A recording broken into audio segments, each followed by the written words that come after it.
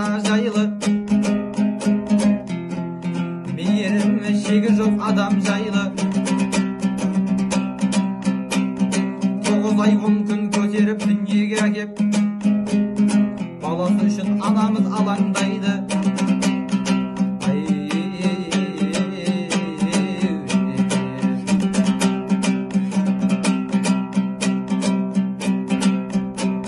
Жамандар ана сөзін ақтамайды,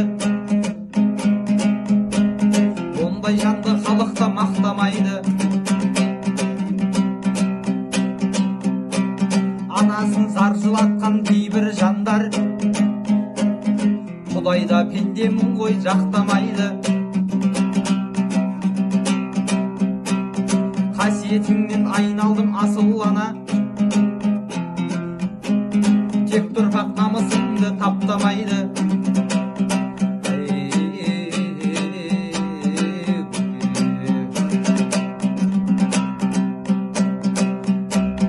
Алланың қалауымен жаралғанбыз,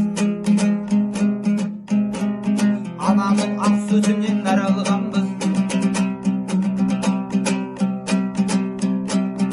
Ананың мейіріміне қанып өсіп, ер жетіп асуларды амалғанбыз.